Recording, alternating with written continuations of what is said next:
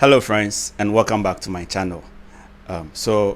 Whenever you see a job opening or a vacancy out there and then you plan to apply or you apply, always remember that you are not the only applicant. There's so many people applying for the same position. So in order for you to stand the chance of becoming the ideal candidate, you would have to go beyond the interview stage. And standing out during interviews is sometimes very difficult. So how do you create an impression in the minds of your potential employers? That is what I'm going to talk about in this video. Let's get started.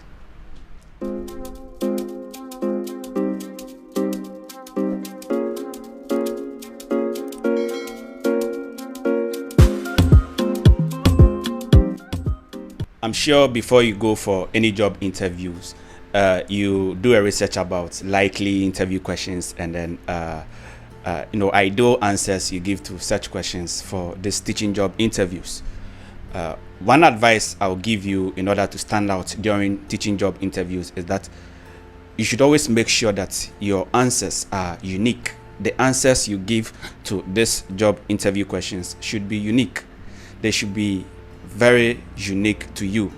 If you go copy the ideal answers on the internet and then you just say them to your employer or your potential employer, remember your employer also has access to the internet, and your answers that you give will sound generic to them if it is the same thing as what you read on the internet. So the first thing you need to do in order to stand out during interviews is your answers to these questions in the interviews should always be related to you, or they should be very unique to you. So before I give you the second tip, I would like us to consider certain skills needed by the 21st century teacher today. The first one I would like to talk about is subject content knowledge. The subject you are applying to teach. Do you have enough knowledge in that subject? I'm a science teacher. I normally apply for science teaching jobs. Do I have enough science knowledge to be able to teach the students? So subject content knowledge is a skill which is needed by the 21st century teacher.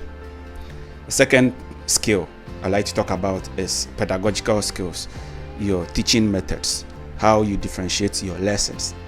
This is also a skill needed in today's classroom. So I've mentioned two. The third one is classroom management. How do you manage your classroom? How do you manage behavior in your class? Do students move about whilst you deliver your lessons? Do students distract each other? What are your classroom rules like? So classroom management is also a skill needed by the 21st century teacher. The fourth skill is the ability to create rapport with your students. How do you create a conducive environment to prevent intimidation and then allow the students to be able to answer and then ask questions freely in your classroom? How do you create that environment? How do you create a rapport with your students in order to have a smooth lesson?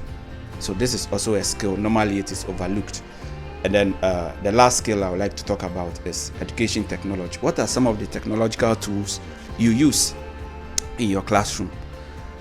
You understand, in today's world, technology is everywhere. So as a teacher, you should be able to have the skills, the education technology tools needed in the classroom.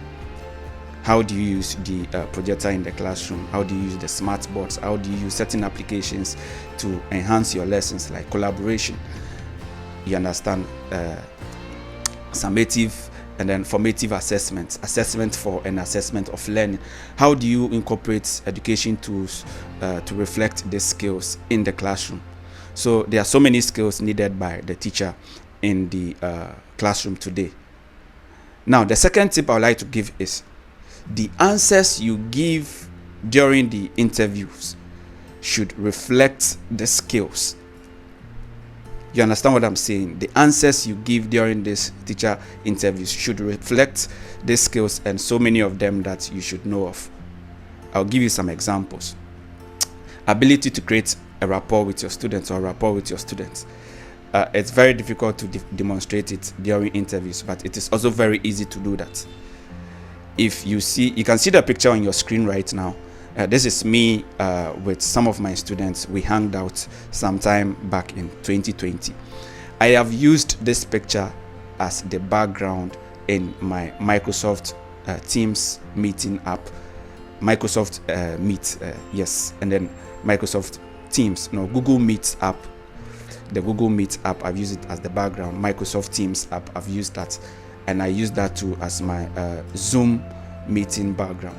So whenever I enter any interview room, in most cases, it starts the conversation. What picture do you have there? Can you tell us about the picture you have in your background? It breaks the ice. So this picture alone, they say a picture is worth 1,000 words. Tells the potential employer that you are very friendly with your students. So that is me demonstrating the ability to create rapport with my students right there. A picture, a very simple picture. You understand? And like I mentioned, your answers to the questions in the interview should reflect these skills so that the employer or your potential employer will see that you have the ability to teach in the classroom. Let me give you one other example. Content knowledge and pedagogy. One of the questions they normally ask, I've been asked during my interviews is, how do I differentiate my lessons? Because I teach students who learn English as a second language, but I don't even teach English. I teach science, but I use English as the language of instruction. As a science teacher, how do I teach science concepts to the students who are ESL students? So you should be able to explain how you teach this concept, and I'll just explain it in some few words.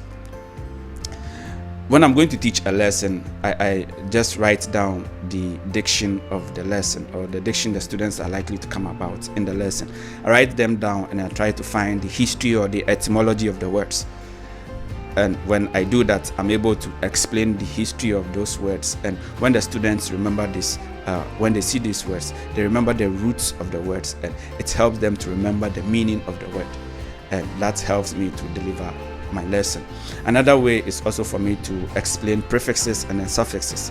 If you take the word photosynthesis, for instance, this big word is made of two words. Like photo is the prefix, synthesis is the suffix. Photo is light, photo, light. Synthesis, to make something. So photosynthesis, the process by which green plants manufacture their own food using sunlight. So you see, me explaining this way is me demonstrating that I have the content knowledge and I have a way of teaching. I have pedagogical skills to teach. So I don't want this video to be long.